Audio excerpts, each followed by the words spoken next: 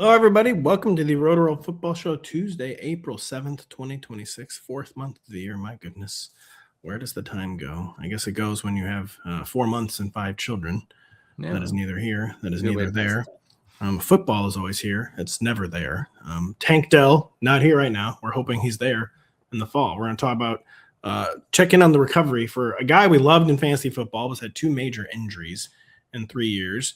We'll talk about Rashee Rice, who we were expecting – frankly, like a season-long suspension. Somehow the league has already litigated this, and he will be playing football in 2026. We'll talk about if he's a wide receiver 1 in fantasy. We'll talk about Luther Burden, who was everyone wanted to be a wide receiver 3 last year.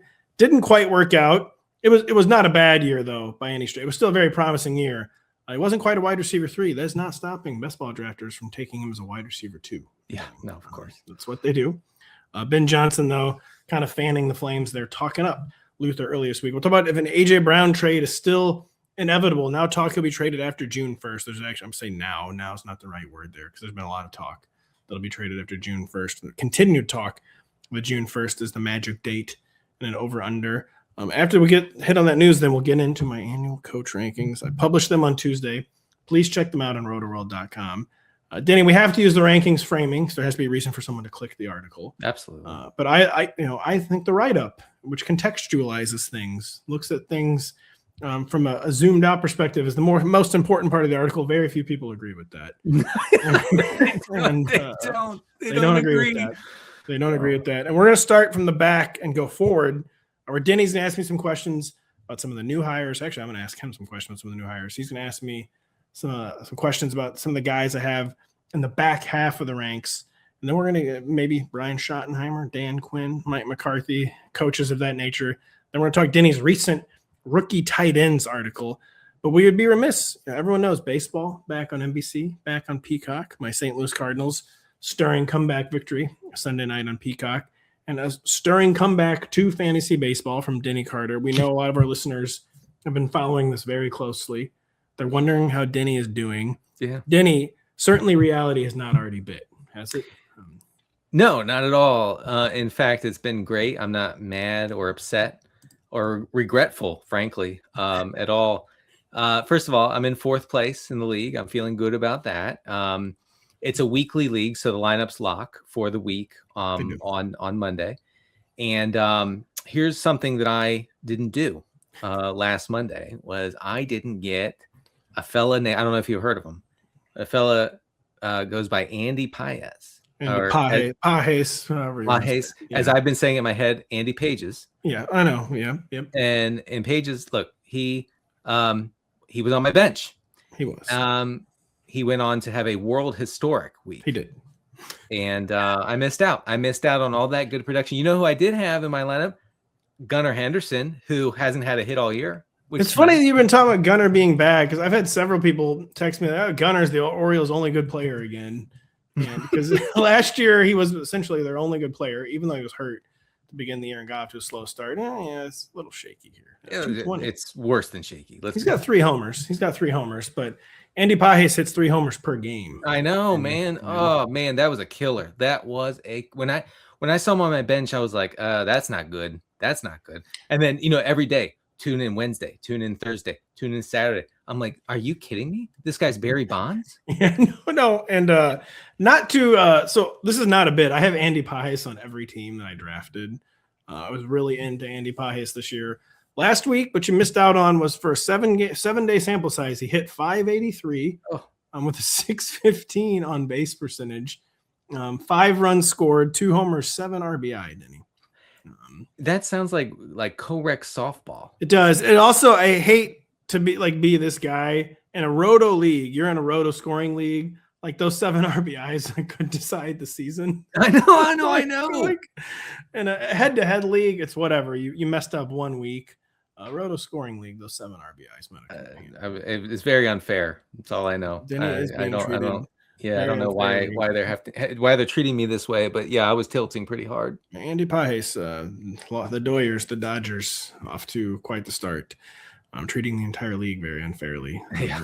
They're 8-2, 14-2 in Toronto Monday night. The game wasn't on NBC, so we don't care about it. You probably don't care about it because you don't like baseball. You like football. Yeah. And We used to all love Tank Dell, Denny, but we were worried in 2023 when he entered the league as a third rounder that, it was maybe a bit of a bad sign that we had 30 pounds on him. Yeah. I didn't love that part. We did not love being visibly larger than Tank Dell. And, of course, had the broken leg as a rookie where they were using him as a blocker at the goal line, one of the more infamous plays in recent fantasy memory. Unfortunately, that was just the warm-up for the awful end zone injury he suffered in Week 16 of the 2024 season. He's still rehabbing. Texans beat writer Jonathan Alexander, the Houston Chronicles Jonathan Alexander, I believe, maybe The Athletic, I forget, does expect Tank Dell to be ready for Week 1 this season. Kind of a blast from the past name at this point. He turns 27 this fall. We haven't thought about him much because he's been hurt. Can Tank Dell get back on the fantasy radar in 2026, or has that ship kind of sailed, Denny? I'm thinking it's probably sailed, but let's just go through the injury history real quick because it's lengthy and it's pretty gruesome as you gnarly, referenced. So here we go. October 2023, his rookie season, he sustained a concussion in Week 5. He missed one game, but he was kind of in and out for several others after that. December 2023 is when he suffered the fibula fracture, which was horrific, of course. Missed the rest of the season, obviously. Came back September 2024. He took a shot to the ribs, missed a couple games, and then December 2024 he suffered an ACL and dislocated kneecap in Week 16. I mean, I don't think that we can bank on Tank Dell being a thing for fantasy this year. Are we rooting for it? Yeah, of course. Like that would be amazing if this guy comes all the way back and is a starter for the Texans. CJ Stroud has a close connection with Tank Dell, I believe, if I remember correctly. CJ Stroud was banging the table. It was a pound the table situation. That is correct. Banging the table. He was doing both, and pots and pans. Right? Where did you even get those? We don't keep those at the facility. He might have flipped the table. We don't know. We don't know. But they got his guy, and so that would be cool if they could kind of rekindle that chemistry that they showed early in 2023. We'll see. But you're also talking about a Texans team that has mostly moved on from Tank Dell because they spent two significant draft picks, some significant draft capital, I should say, last season on Jalen Noel and then Jaden Higgins, both out of Iowa State. So to go along with Nico Collins, Xavier Hutchinson is there. I just don't see a path to playing time, but I hope I'm wrong. I hope you're wrong too. I still have him in my main dynasty league where I'm probably going to cut him loose this spring once we do our rookie draft and have to make roster decisions in June, just because. So first off, I said this in a VOD we did. He's a first things first player in fantasy. Like before you can even concoct any scenario for how Tank Dell might be valuable to me this upcoming season or how he might remain valuable in dynasty. First things first, he has to prove he's healthy. Then he has to make the team, honestly. And then after that, like you said, we can see if he can even crack what's become a pretty crowded Texans wide receiver rotation where Noel and Higgins both appeared to be a part of the future of this group last year. Nico Collins, of course, has been extended since the injury to Tank Dell. And yeah, he was a guy who he needed a lot to go right for his NFL career to go right just because of how undersized he was. And he had one thing that couldn't happen. He couldn't suffer traumatic injuries, especially ones related to his size, where the broken leg was related to his size. He was too small to be doing what they wanted him to be doing, blocking at the goal line. The really gruesome knee injury was not related to his size. It was bad luck. It was because a practice squad call-up ran the wrong route, I believe, and they were in the wrong position. Yeah. But basically, the one thing that could not happen to Tank Dell did happen. And just a potentially great story that unfortunately probably just not going to have a happy ending. Yeah, I mean, Jalen Noel. No, it's Noel. It is Noel. Jalen Noel particularly is a problem for Tank Dell overcoming him. I mean, Noel is very interesting. He was used sparingly last year, but was targeted at a pretty high rate as far as routes go. I feel like the Texans with that selection said we're not banking on Tank Dell coming back at full capacity or at all. It's also an offensive coordinator, Nick Caley, who's never played with Tank Dell, has never called plays for Tank Dell, I should say. He was a new face last year. So he's got to like prove himself all over again to the play caller. Maybe a good outcome for Tank Dell would be looking healthy in training camp and then getting traded at final cuts to someone, the team that has a little less depth, a wideout. But maybe that won't happen in Houston. Because like you said, Caesar Stroud, Tank Dell is a favorite of the quarterback. Yeah. So Tank Dell, a name, man, he's going to be a what might have been in fantasy football, which is always the worst thing to be. Very, very sad. Denny, Rashee Rice, always being debated for some reason or another. We prefer when it's on the field. Bad things constantly happening to him off the field of his own making. Yeah. Very disturbing accusations in a February lawsuit that apparently have disappeared. Who knows what has happened there. But the league has somewhat shockingly closed the book on the matter already, where the league, even when they want to do that, they usually drag it out for 18 months. So Rashee Rice did have a cloud hanging over his head. That has been removed. He will be playing football in 2026. Is he still someone we believe in as a wide receiver one in fantasy, where the yards per route run fell over a yard last year, but kind of back to his rookie marks, which were solid. Yards per catch, obviously a very misleading stat. Under 11, I'd say telling in Rashee Rice's case, because that's very emblematic of his usage. He never does anything deep, never does anything down the field. Seems to be a hard-capped player, but a very high floor. A Chiefs receiver core that has not made a big move yet. 2 weeks from now, they could take a wideout at number 9 overall. He's being drafted, I believe, as the lowest possible wide receiver one, but a wide receiver one in off-season best ball drafts. How do you feel about that with Rashee Rice this year? Yeah, I mean, just to illustrate your point about, he never does anything exciting. He has a career average depth of targets of 5. So we are talking about check down city. So wide receiver we're talking about? Yeah, I know. Right. Or yeah, is it Tyler Higbee? So that's the way they use them. Yeah, I don't think that's going to change much. I looked at offense has got to change, man. I know. No, I mean, truly, it has to. But we'll see. In tears.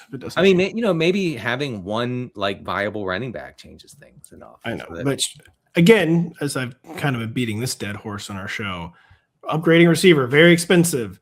Upgrading running back less expensive. The Chiefs needed to inject any sort of playmaking ability in their offense. They have at least done that. They took the first step by doing it in the backfield. So over the past 12 games that Rashee Rice has played for the Chiefs, he's averaged about 9 targets per game, 71 yards per game. Like I said, 8 out of 5. Here's where the wide receiver one drafting or valuation makes some sense, right? Over those 12 games, he's been targeted on over 29% of his pass routes. Super high. Like that's like Amon-Ra St. Brown territory. Like, wow. And so if you have that sort of role, even if it's nothing downfield, and he's not fast and he's not explosive, and that's okay. He's very good. So he doesn't do anything after the catch. Had a lot of drops last year, concentration issues. Yeah. But they seem to like him. So what are we going to do? Like, sometimes you just have to say, okay, all right, whatever. Like, the Chiefs really like this guy. So yeah, 29% target per route run. I mean, that's wide receiver one stuff. So I guess that is correct. It doesn't feel correct, but whatever. If they take a wide out at number 9, obviously we're adjusting this then, right? Yeah. You're not way down, probably like wide receiver 15 or 16. Yeah. But no way you can treat Rashee Rice as a wide receiver top 12 if the Chiefs take a receiver in the first round, right? One thing we can do is dispatch this notion that Xavier Worthy can step in and do what Rashee Rice does, because that was a thing last summer. Well, in Xavier Worthy's defense, when he was gonna do that, it was when he was hurt, and it was when Travis Kelce plowed into him in Brazil and separated his shoulder for the first drive, reason. The very first drive. It wasn't even Sunday yet. I had Xavier Worthy in every league. I'm trying to watch the Chiefs on Peacock on a Friday night, and this is what happens. Yeah. My season was ruined before it even began. Yeah. And so in Xavier Worthy's defense, he missed half that time. Then when he came back, his arm is dragging. That's the only thing I would say about Xavier Worthy. He's still super inefficient. Don't get me wrong. He's awful.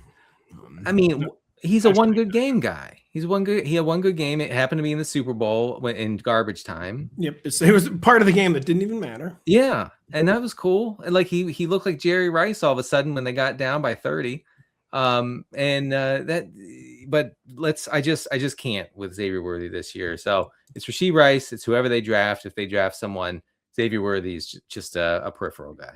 Could Xavier Worthy become a galaxy brain guy where all he needed was for two better players than him to be there? And now that he's the wide receiver 3, Denny, he can actually get some good looks. He can actually produce. No, because he's fast and it doesn't matter. And he doesn't actually convert any of the air yards he sees. He has anti-chemistry with Patrick Mahomes. Mahomes, clearly is over it.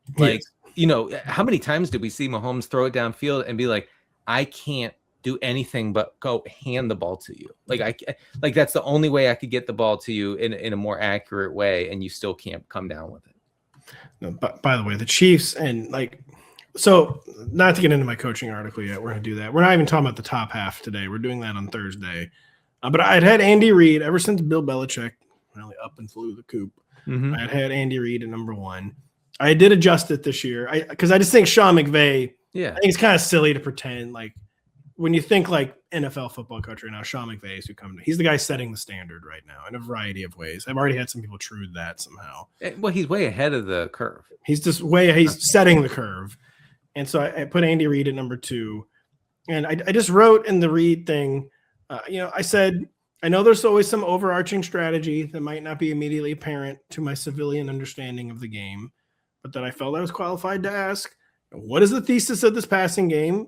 How is watching Patrick Mahomes become boring? Any of its forces beyond his control, like Reid's control, they have poor draft capital. They have a lack of cap space every year. There's league-wide defensive adjustments. And then why is it being supplemented by nothing on the ground? Andy Reid is really, really on the spot this year. Like something has got to change in this Chiefs offense. We'll talk about it on Thursday, but I think that number 2 was generous for Andy. Wow. See, this is what, by the end, a genuine, not a bit, mistake I made in the coach rank. I held on to Belichick way too long. I'm like, guys, you don't understand the body of work. So insane. He used to be good. You don't even understand how the body of work is. And yeah, so Reid, I at least tried to I'm not pretending he's the best coach in the league right now. He's of course, after he retires, will be one of the 2 or 3 best ever. Sure. But I was through. But he's a dinosaur. He's a dinosaur. He's entered dinosaur territory. He is in dinosaur territory. We'll talk about that more on Thursday. We'll talk about Luther Burden right now. I'm actually a little shocked we haven't talked about him at every show. He was an every show guy last offseason. I'm sure he's well on his way to becoming an every show guy this offseason. Where Ben Johnson, so it's not just fantasy and bio guys talking him up.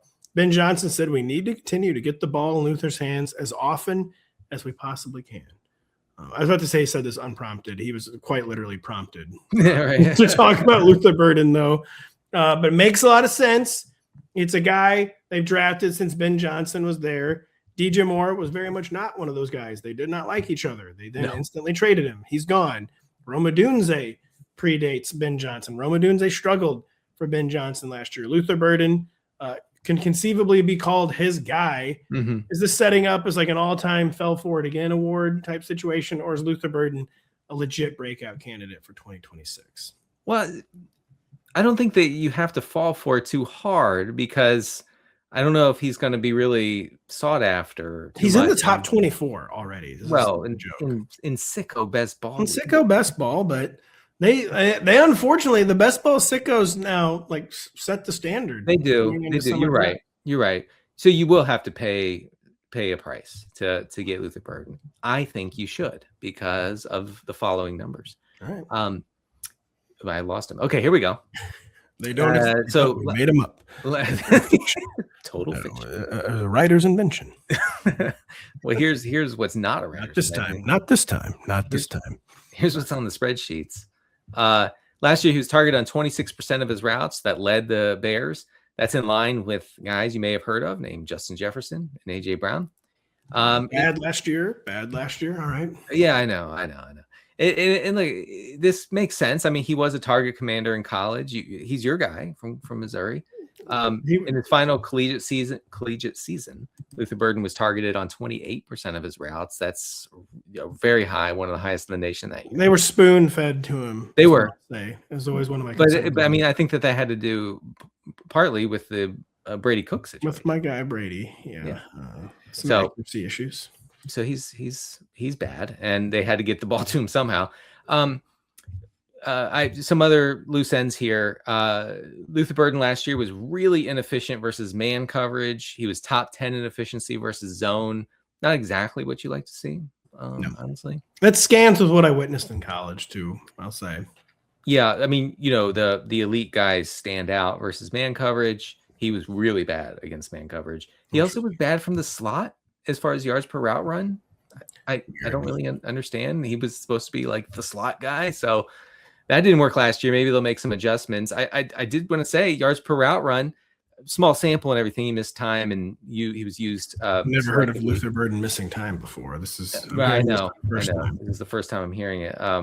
He led the Bears in yards per route run. Only Puka Nacua and JSN had higher yards per route run last year than your guy Luther. Well, and I mean, we kind of buried the lead there too. Like the really bullish sign is that they felt good enough about him to trade DJ Moore. Right. So maybe that had more to do with DJ Moore, but pretty good sign that like we're willing to get rid of a guy who's really established, had a lot of production in the league. Even if he had a weird year last year, we have enough faith in the young guy that we're willing to get rid of DJ Moore. So I am prepared to get hurt by Luther Burden. Me too. Football. He plays too rough. He's like Percy Harvin. Is just the one guy I always think of with Luther Burden. He plays too rugged. Like he just plays too rough. Like he was almost like trying to get hurt type of guy. He's kind of like a running back's mindset for a wide receiver. That is what I really worry about with Luther Burden. He's out there like Percy Harvin. Like who can I run into? Like who can hurt me this play? Yeah, I know. That's kind of what I worry about with Luther. Turns out a lot of people can. My early read on the Chicago passing attack is that Colston Loveland could be the wide receiver one in that group. Yeah. And that makes sense. I mean, his role over the final 6 games of last season into the postseason was tremendous. It was crazy good for fantasy. So I think he could be considered their wide receiver 1, Burden their 2, Odunze their downfield 3 type guy. You have to also remember the Bears were among the run heaviest teams in the league last year, so there won't be a lot of targets to go around. Did Colston Loveland go goblin mode or sicko mode? Maybe a little combo. I think maybe it was a little goblin, a little sicko. I feel like with Colston Loveland, I feel like we're going at the end of this coming season, we're going to say, why did we ever think that anybody else could be the tight end one? I think that there's that big of a gap there. I am starting to agree with that very much. Tyler Warren down absolutely horrific. AJ Brown's been down horrific for about 2 years now. He wants out real bad. You're doing a great job hiding it, though, AJ. You would never know. You would never know AJ Brown wants to be traded from the Eagles. I mean, he wasn't even happy when they won the Super Bowl. No. So what are you going to do? Wanting to get traded from the Eagles definitely has not been AJ Brown's entire personality for 3 years.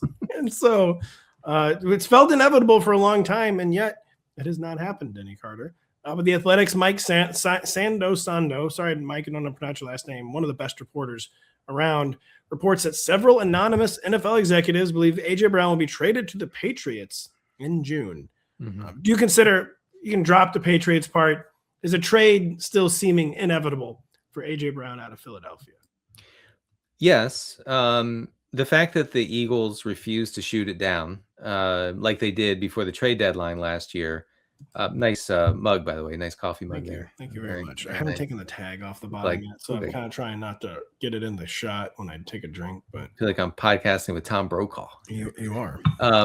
So don't do the Brokaw voice. I used to be able to do whatever you do. Do it's not. I haven't heard his voice in long enough. I can't. I know.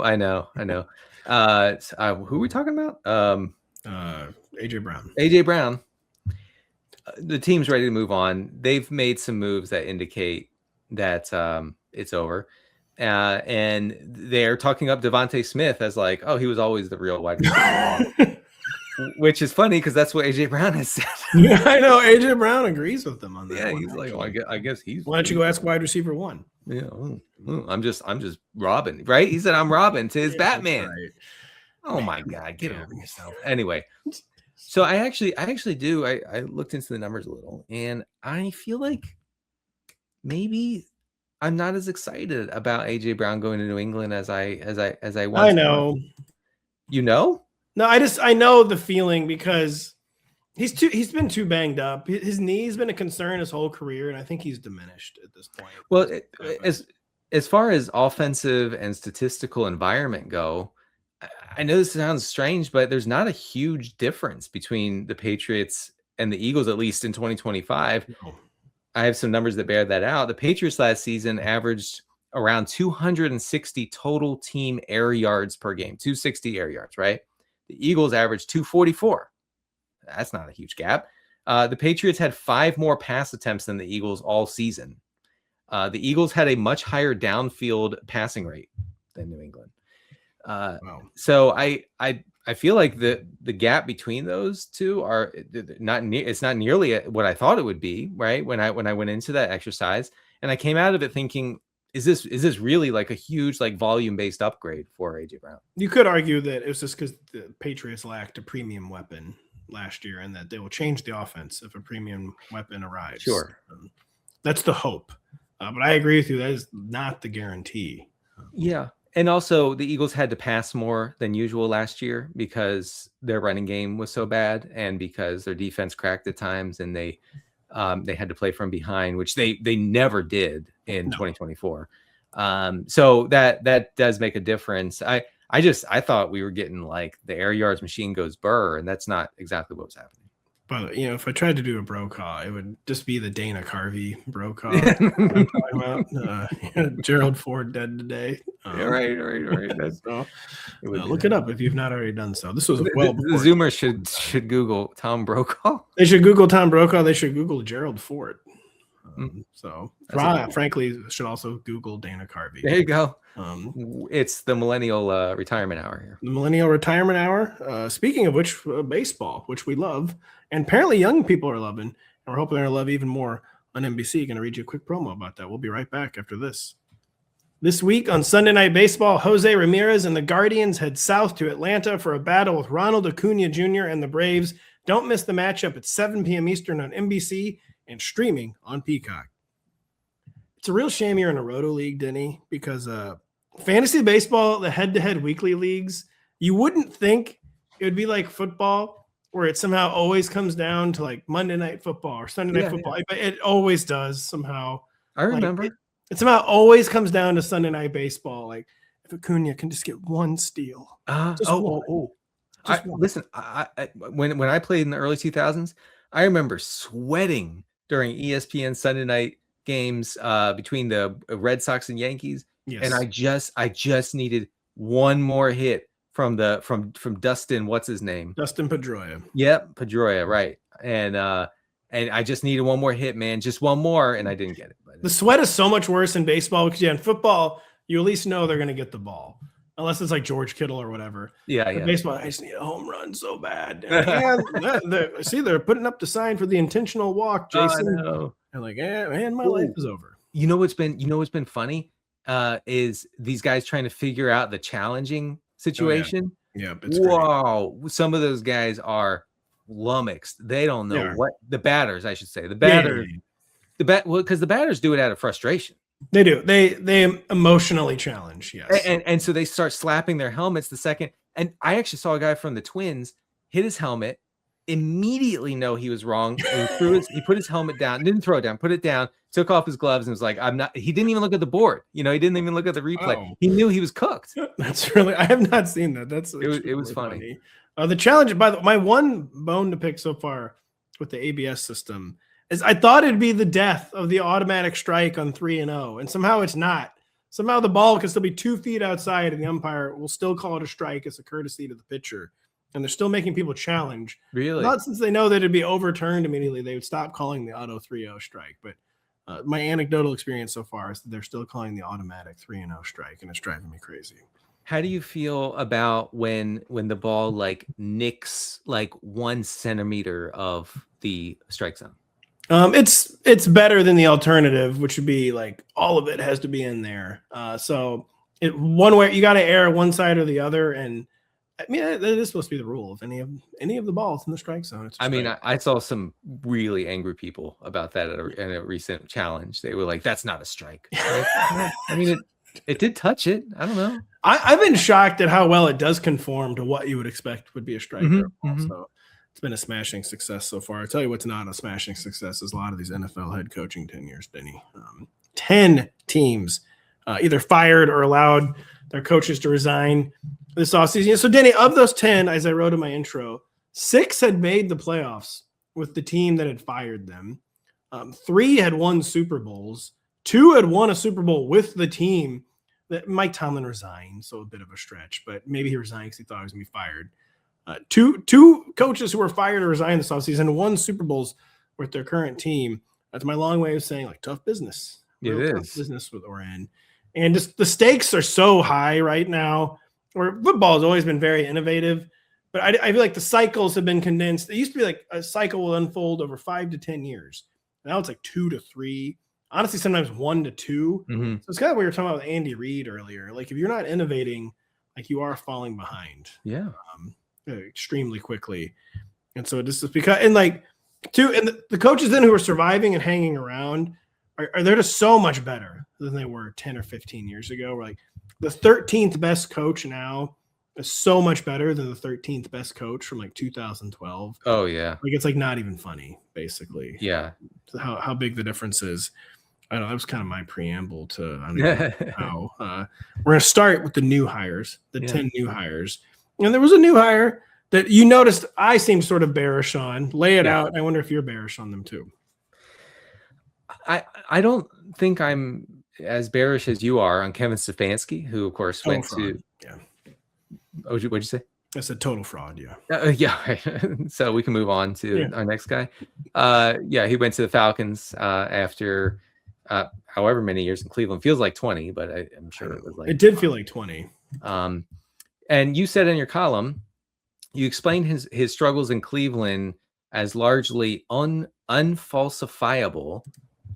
I think that makes sense because you're saying like, okay, he made Baker Mayfield go burr, but then every other coach did that too after he left after Mayfield left Cleveland. So is that really a big deal? And then he was saddled with Deshaun Watson, worst contract ever, this and that. He was physically not the same, injured, whatever. So you have to like make some assumptions to give him the benefit of the doubt. It sounds like you fall on the side of skepticism about Kevin Stefanski. I do, but it's not like all-encompassing skepticism. It's not like I was joking. Like I genuinely don't know if he's a fraud or not. I just feel like there's been like shockingly little interrogation of the question. Like how good is Kevin Stefanski actually? Yeah. Where he's won 11 games twice. Enormous achievement in Cleveland because quite literally, since the Browns have been reincarnated in 1999, no one else has won 11 games as Cleveland Browns head coach. That's amazing. It is amazing. He's the only guy to do it. But I feel like since it's perceived as a thankless job, like he gets to have his cake and eat it too, where like people get to marvel at like the good stuff he does. And then, they don't really question when things go wrong. They just assume it's not his fault. And so like with Baker Mayfield, I would ask like, why did they even have to trade Baker Mayfield? Like it was really cool. He got that good season out of Baker Mayfield. Why did he only do it one time? Like why did the experiment fail? And he was then traded and went on to have success elsewhere. Another thing is it's like widely assumed Stefanski had nothing to do with adding Deshaun Watson, which he probably didn't. But I mean, for all we know, maybe he was in the meetings like I can make it work. I don't even mention that in my article. The point, once he was there, he did not make it work. No, not even close. Why was Deshaun Watson such a nuclear failure in Kevin Stefanski's system? And just like, I just feel like he's graded on a sliding scale. And he actually, it could be that the conventional wisdom of Stefanski deserves to be graded on a sliding scale because this is the Cleveland Browns. To have any success at all is a huge, huge feat. I wouldn't be surprised if that was actually proven correctly. I just feel like, there was like shockingly little curiosity about how good, why is Kevin Stefanski every single year stripping himself of play calling duties, for instance? Like if he's that good, why is every year he need to do that? And that is a weird thing. I felt like that was always just like a Hail Mary. Like every time he did it, I was just like, well, He's basically like, it can't get worse than it is right now. So I guess somehow let got someone worse. else try. Honestly, I kind of admire that in a offensive minded head coach to say like, okay, like I'm not getting it done, I'm going to give someone else a shot. Like that not everybody's going to do that. And I know it's not great. I know it doesn't mean good things necessarily, but as far as like being a head coach, taking the responsibility, doling out responsibilities to other people who you think can do better, maybe in the short term, maybe in the long term, we'll see. But I think that's actually a really positive sign for him. He goes to another dysfunctional team. I was gonna say, I know they're like barely even more functional than the Browns. They're basically they're a little more functional and they play indoors, and that's the difference between them and the Browns. And also in a far softer division traditionally. The NFC South is the anti-AFC North. I'm recalling reports, we blurbed about before Deshaun Watson landed in Cleveland, where people would say, this guy does not fit Stefanski's system. No, that was first guessed. And it was like people inside the organization, like analysts, like film watchers, everybody was like, I don't get how this is going to work. Stefanski every day to the press was like, it's going to work. We have to make it work. So, really, I think my bullishness or a little bit of bullishness for Stefanski is based on the fact that the Browns ownership is so bad and put him in such a bad position. Now that he's out from under that, he can succeed to an extent. I'm not thinking that the Falcons are going to contend for anything here. Well, and that is the conventional wisdom. And like I said, that very much could end up correctly. I just feel like some skepticism was called for. And I basically came across no skepticism. Like teams they're not going to be able to wait to hire Kevin Stefanski, which was largely the case. He wasn't the hottest name on the coaching market. I would say. He was just like one name amongst many, where I was just a little surprised at the lack of skepticism. Like it could have been skepticism. Then I came on a show and then my skepticism was dismantled and disproven, like with Facts and Logic by Denny Carter. But I was just like surprised that there was so little skepticism of the Kevin Stefanski retread case. I have a theory for why there was very little, if any, skepticism for Stefanski. Why is that? He's a handsome man. He's a handsome man. I thought that's very much true. I also thought you were saying no one cares about the Falcons. Who cares? Whoever the Falcons hire, I don't really care. That's true. No, Stefanski, he strikes an imposing figure. He does. The most handsome coach in the league right now, bar none.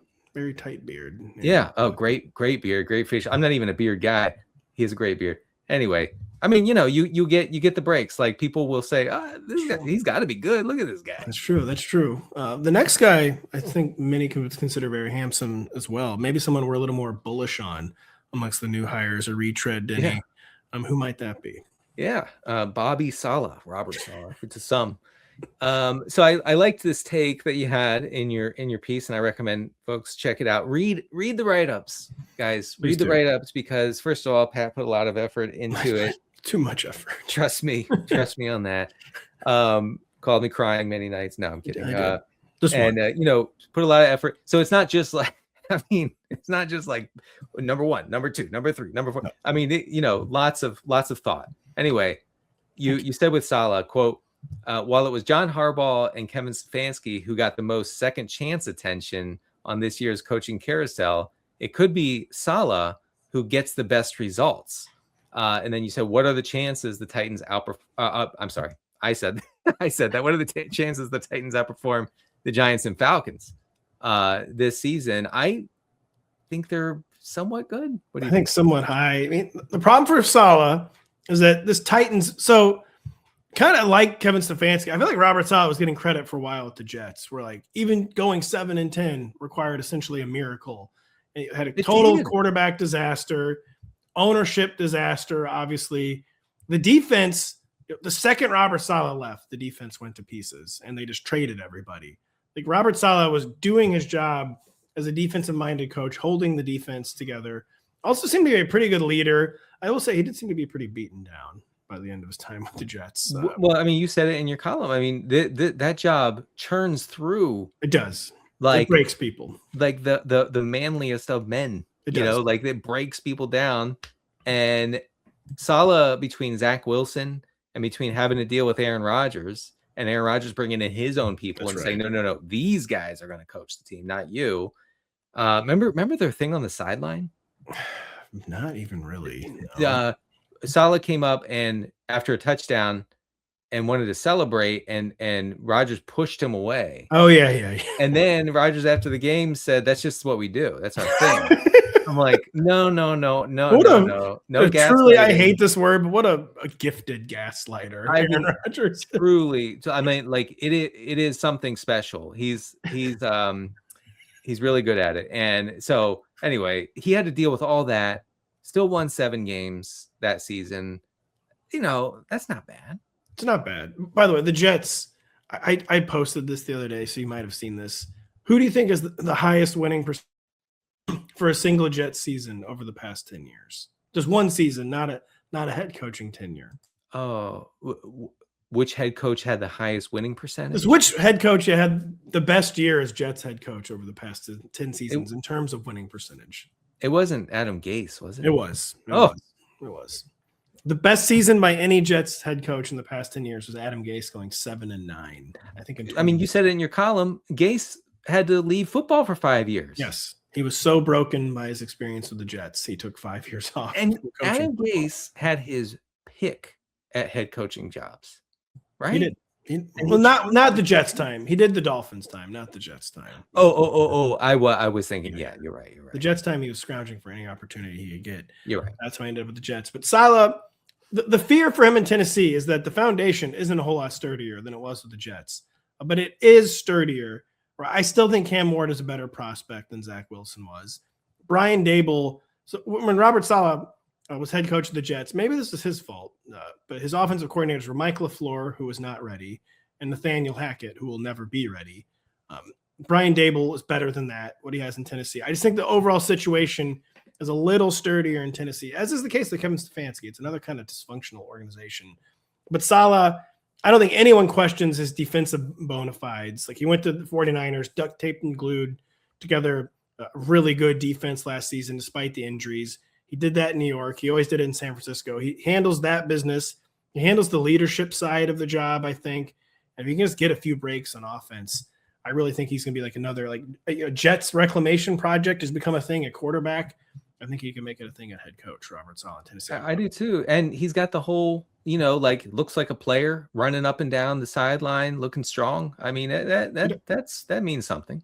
I really wanted the Ravens to hire Robert Saleh, for the record. Jesse Minter, a pretty good outcome for the Raiders, but I really wanted him to end up with the Ravens. Another guy that no one wanted to end up anywhere, Denny, who did, except for maybe you.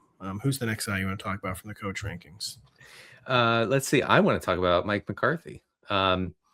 Here's what you wrote in your. He admitted it. Denny always wants to talk about Mike McCarthy. I do. He's been good to me for fantasy, I think, yes. And that's and only me, by the way. Yeah, that's true. So here's what you wrote. McCarthy is not here to build a culture, meaning Pittsburgh. He's also not here to wring every last drop out of an imperfect quarterback situation. He's supposed to take a loaded group and ensure they score points. That is not the setup in Pittsburgh, and it likely means a coach who has always had a difficult time getting his just due is fated to be remembered even more unfairly by the time he's through in his hometown. Wow. Listen, he was hired because he's from Pittsburgh. Let's just be real. That's 100% of the reason. There's no other reason. Okay. No other reason. The same way Kenny Pickett was drafted by the Steelers because he went to Pitt. Period. Right? They should have done this, applied the same logic to Dan Marino back in the day. Okay, that would have been cool. That would have been nice. But anyway, you're right. So McCarthy is, you take him and you plop him into Dallas, right? And I mean, I know that they tried that and they had a lot of success. They had a lot of people refused to acknowledge that Cowboys team was not just okay, it was good. And then they choked, and then they were always going to choke. Whatever. I don't know. I can't speak to that. Okay. But you plop him in here and he's got nothing to work with. I don't really know what's supposed to happen here. So the whole point of my McCarthy write-up was, like, you can debate till the cows come home, Or I haven't said that in a long time. Whether he was overrated, underrated, I said exactly perfectly rated. You really cannot debate if he deserves to be an NFL head coach at this point. He won 61.8% of his games in Green Bay. He won 58.3% of them in Dallas.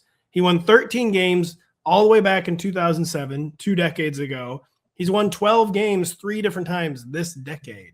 Like, clearly there's something he's bringing that is legitimate, that is helping teams score points, be effective on offense. But yeah, I agree with myself, my own write-up, that it needed to be Mike McCarthy is when, like, you kind of don't know what to do at head coach, but you know you have a good team. Like, let's just see what Mike McCarthy can do for 3 or 4 years.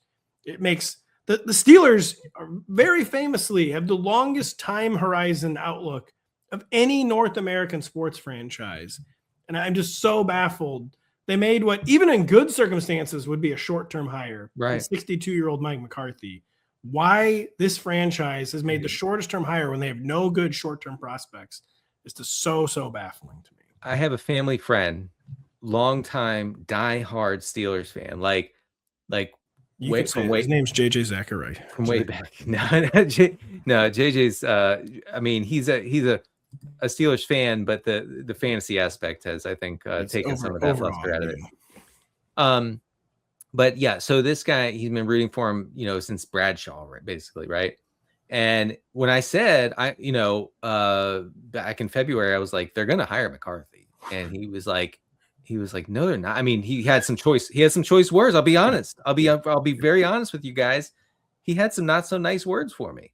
And he said they would never do that. My Steelers, they only hire young guys who can coach for 20 to 30 years. And that's all they've ever done. That's all they ever will do. And I said, I'm telling you, he's from Pittsburgh. That's it. Okay. That's all that matters to the current Rooney ownership, right? Do you know about pierogies? Then you have a job, right? And so McCarthy, he has, probably some background in pierogies. So he's in. He's looked very powerfully. He's looked in, and they're good. They're pretty good. I'll be honest with you. So anyway, yeah, I mean, so I don't know what they're doing here. It goes against everything they've done. But I guess I wanted to ask you, why won't this team just rebuild? Why not just do a rebuild? Well, to bring it selfish full circle, the Pittsburgh Steelers remind me so much of the team I root for, the St. Louis Cardinals, where they kept hitting on 17 over and over, or they kept just rerunning the same formula to diminishing returns. And like, the thing was, the floor was still pretty high, but you could see the ceiling lowering in real time.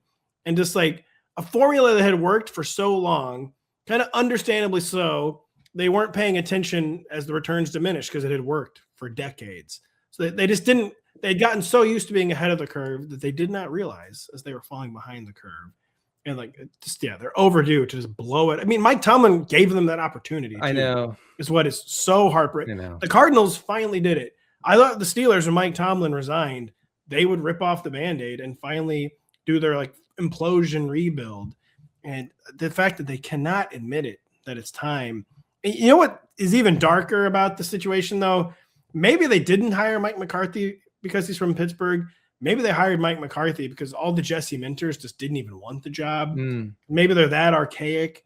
Maybe they've fallen that far behind that they're not attractive to someone like a Jesse Minter or a Clint Kubiak, and they had to go the retread route, and they had to go short-term guy in Mike McCarthy. It probably was more the Pittsburgh connection was irresistible to them.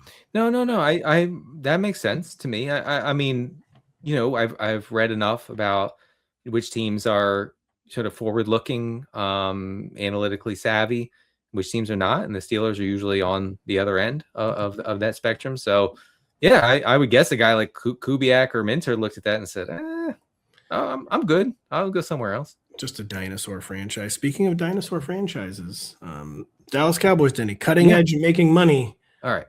Less so at other things. Tell us what you wanted to know about this one. All right. So I thought you were being a little unfair to Marty's kid, Brian. And then you drop this sort of bomb, which I think actually makes sense. You said it basically, I'm paraphrasing, because there's no way I can actually read the column here. You said it basically doesn't really matter who coaches the Cowboys. And I think that is one of the most damning things that you can say about team ownership. I mean, the fact that even if you have like a serviceable coach, it might not matter. No, it doesn't. I really genuinely, sometimes you come to epiphanies sometimes in real time as you're writing these things. And even I, for a long time, had graded the Cowboys on a curve. Like I know Jerry takes a lot of flack, but listen, like he actually gets the first round pick right almost every year. Or like, let the Cowboys win 10 or 11 games every year. Like, I don't really see, like, yeah, he could do better, but like he doesn't get credit for what he does well. But he's been doing less and less well. I really do think he's just more concerned with, like I said in the article, I mean, jokingly, hopefully, but they're more concerned about setting parking and concessions receipts records. And with the Cowboys, then the operation has just ceased to be about football. And like now the whole thing is graded on a curve where it almost seems like the mood from Brian Schottenheimer's first year is like, everyone thought this would be the biggest disaster of all time. And guess what? It wasn't. Like there actually still are one and two worst coaches in the NFL than Brian Schottenheimer. You all thought he was going to be the worst. Yeah. Guess what? He was only one of the worst. You couldn't have been more wrong. No, you couldn't have been more wrong. And yet Brian Schottenheimer wasn't that bad even. Like objectively, he wasn't even that bad. No. But what is going to make Brian Schottenheimer good? Like it's just not about football. Well, first of all, you got to take off the visor. You know, I mean, if we're being real about it, you take off the visor, you look silly, Brian. Just real quick. So Cowboys last year, top 5 in EPA per play, top 5 in offensive success rate, top 7 in adjusted yards per play. Only the Rams and 49ers had more first downs than the Cowboys last year. The Cowboys scored on 48% of their offensive possessions last year. That was the second highest rate in the NFL. And it didn't matter. No. It did. How does that not matter? Like, I just read those stats. I would have guessed that they won 12 games and they were easily in the postseason. Yeah, it doesn't matter because the big things just it really does seem like winning a Super Bowl is not the goal anymore, which I feel stunned to say about Jerry Jones because I really do think for the longest time he was a Super Bowl or bust guy. Yeah. But I think maybe he's just realized that's not going to happen. And now he's fine being the money machine. That he's still the ATM for the entire league. He makes these people ungodly amounts of money. And even now. Know it. Yeah, I know. And he seems to have not lost his fastball there. But it's like he's so focused on like the cash machine aspect of the NFL that he no longer really cares if the Dallas Cowboys win or not. And yeah, it's quite striking. I'm going to read a quick promo, and we'll be right back after this. Coming in April, our Premier League party heads to Tampa Bay. Join Rebecca Lowe, Tim Howard, and the Robbies for an exciting 2 days of Premier League matches under the Florida sun. To register, scan the QR code or head to NBCSports.com/PL Mornings Live. Yeah, Shotty, that was weird. I don't even know what to say. Like, he wasn't bad. He wasn't good. I didn't even know what to say about Schottenheimer, so I had to kind of make it about the whole Cowboys operation, Denny. And two, I put an exclamation point on it where like the Cowboys, their small wins are all they're trying to find at this point. So like guess what? You didn't think we'd win the George Pickens trade, and we did. And so I bet you didn't think that would happen. And yeah, you thought we were hiring the worst. You said, why don't we hire a fan if we're going to hire Brian Schottenheimer? And guess what? He wasn't the worst coach. Yeah. I said, congratulations, but I said to whom? I'm not exactly sure. We're not sure. A fan couldn't have been top 5 in EPA and success rate. That's what I know. No, that's true. It's like the Cowboys. I feel like they're having an argument with someone where I don't know who it is and I don't know what it's about. And it's like an argument. They're talking to themselves. Yeah. At this point, the Dallas Cowboys. Dan Quinn, Denny. Yeah. Okay. Yeah. Dan Quinn. I thought you made some good points on Quinn. I kind of can't believe he's still around coaching the Commanders, but ranked 20th of 22nd, by the way. Yeah. Yeah. And that made sense. I won't quibble. I'm known to quibble, but I won't. So you talked about basically like the limitations, like Dan Quinn is shows limitations of not being like a disciplined Shanahan style machine. As I said, it's a 2025 was a necessary reminder of the limits of personality based coaching in a league where personnel and play calling are everything, Denny. And that's it. I mean, you mentioned that Quinn earned an A+ grade in the NFLPA's annual survey, that players have always loved Dan Quinn, that he's always ranked very highly in that metric. And that's awesome. And like, he seems to be like gel really well with players, and he wears the hat backwards, and he's really excitable. And yeah, I mean, it's a vibe. The kids are saying it's a vibe. It's a vibe. And he's got that down pat. But it doesn't. I don't know if that matters so much, unless he absolutely like nails every coordinator position, every coaching spot on the team. And last year with Jaden Daniels missing a bunch of time, it was just not going to work. Even though I think Cliff Kingsbury got a bad rap. Wow. He admitted it. Wow. I mean, I don't get why he couldn't get an offensive coordinator job. Because he's a total fraud. Is why he made Marcus Mariota good. He didn't. First off, the Mariota thing had already been happening. Mariota, I should say, before Dan Quinn, or it's the Kevin Stefanski thing on a smaller scale. Like Stefanski got so much credit because I made Baker Mayfield good once. I made Joe Flacco good for 6 games, and it turns out anyone can do that. Mariota, I feel like anyone can make kind of good in a 3 or 4 game sample size. More maybe about the player. With Quinn, do you see him as like a throwback, like a relic, like someone who can't work in the modern NFL, or can Washington kind of find a way to make Dan Quinn work for this year and the coming years? No, yeah, he's a relic. He's more of a 2012 coach, and there's still a place for these kind of guys in the game, but it's usually at coordinator, usually specifically at defensive coordinator. He kind of reminds me a lot of Steve Spagnuolo. Different personality where got a good football mind, but he needs someone else like setting the agenda, basically. Like, Dan, like this is what we want to do on defense this week. What do you think you can draw up? Like, I feel like he needs to be almost like being given an assignment and focusing on like the rah-rah aspect. Like if he's the one setting the agenda for all 53 players, I just feel like you're going to fail. Like, I don't think he's that kind of football mind. He's a good, valuable football mind, but things have gotten so cutthroat with the analytics and the personnel and blah, blah, blah. Yeah. I just don't think he's the guy that's going to be winning that battle for your team. And Dan Quinn versus Ben Johnson is a tough he's match. He's not a small details guy. And like, if you give him a small detail to focus on, like he might succeed there, but I feel like Dan Quinn needs to be like given the assignment by Ben Johnson or Kyle Shanahan. And they're like, if he's the guy running the whole operation, you're not going to win around the margins, basically. And that's a good point. Yeah. So yeah, it's like Steve Spagnuolo in that regard. So, I mean, I ranked Aaron Glenn last. I mean, even Glenn, even though he's a total disaster, I mean, the only reason he's last is because he's only been in charge 1 year. It's like, track record matters a lot. If you go 3-14, there's only so high you can be ranked. So like, I don't even know where I'm going with this thought. Well, I didn't think he was that offensive. But so I had Glenn last, Schottenheimer second to last, Dan Quinn third to last. Was there a different name you would have maybe thrown into the worst coaches in the NFL? Worst is a relative term too. You're only as good as your circumstances, your surroundings, all that. You mean not the new hires? Yeah, not the new hires. No. I think some combination of those 3 makes sense to me. Glenn was not ready. I don't know. Not ready, and like he basically is a situation where you need to be a miracle worker. He's already been proven not to be a miracle worker. The gambit this year is Geno Smith and Frank Reich. Everyone knows it's not going to work. He's just going to be gone. It's just immediately going to fail. Yeah, it's just I guess he wasn't ready, which is a little shocking. He seemed ready for me. He did seem ready. He did. No, I like that he was a defensive guy. I like that they were not going to try to do like the Shanahan thing and actually like try to establish an identity for the Jets. I think the combination of him seeming not super ready to be a head coach.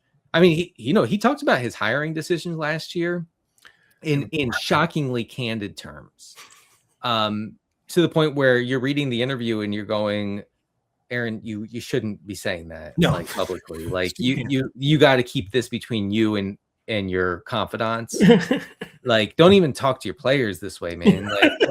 Like I should not, like, as a football blogger, I should not be knowing that you hired your defensive coordinator, which was the guy from Missouri. Was it Joe Witt? I think that was the Commanders that had Joe Witt. Anyway, he hired him because he said he used to be a head coach. I figured he'd bring something.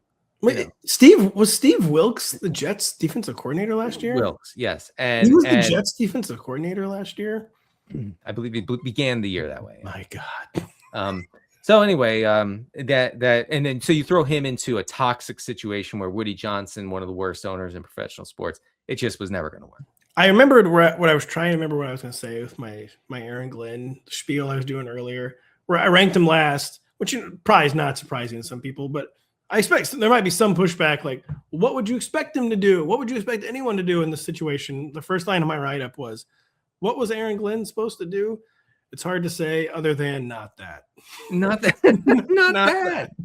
Not that. And so that's all we got for today. That was the back half of the coach rankings. We're going to talk the front half on Thursday when Kyle Dvorak joins us. We're going to talk some news.